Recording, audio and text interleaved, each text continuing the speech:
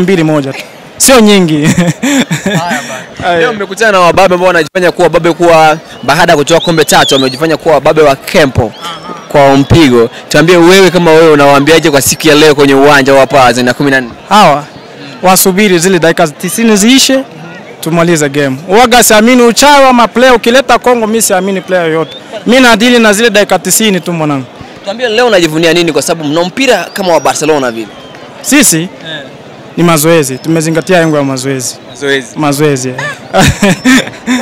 Mchezaji gani ambao unaona akitoka utachukia sana na kumlaumu kocha? Upande wa Diwani? Diwani. Asitoke mtu. Asitoke. Nasema sasa yule ambaye unaona akitoka unamlaumu kocha na kumfukuza. Siwezi nikasema.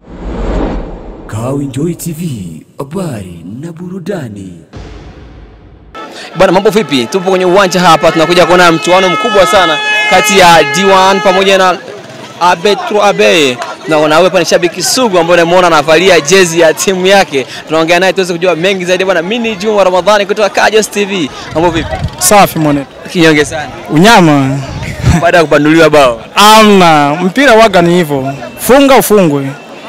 Wanasema kuwa Abe amekwenda kuchukua waganga kutoka Jamhuri ya Kidemokrasia ya Kongo kuja kuwapiga tu nyie. Ina ukweli ndani yake? Mimi waga siamini player yoyote kwenye ulimwengu. Umeona Blaz? Mpira uko psycho. Ile dakika 90 kisha tumemaliza game. Lakini mmesajili sana kwa sababu tunaona mpira ambao mmecheza mechi ya siku ya leo na mpira ambao tulizoea nyuma tofauti. Tatizo nini? Amna, wa player ni wale tu kama zamani nini. Hakuna mabadiliko yoyote hapa. Wewe kama shabiki tuambie ile mechi ya mwisho ya kutoka kwenye makundi.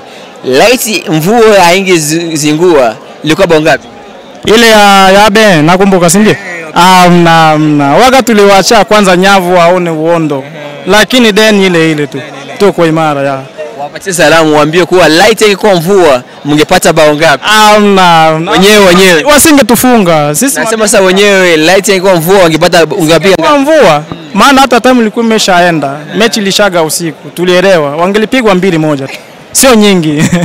Haya bana. Leo mmekutana na wababe ambao wanajifanya kuwa wababe kwa baada ya kutoa kombe 3 wamejifanya kuwa wababe wa Kempo kwa mpigo. Tuambie wewe kama wewe unawaambiaje kwa siku ya leo kwenye uwanja wa Pazi na 14? Hawa wasubiri zile dakika 90 ziishe tumalize game. Uwaga siamini uchawi ama player ukileta Kongo mimi siamini player yote. Mimi nadili na zile dakika 90 tu mwanangu.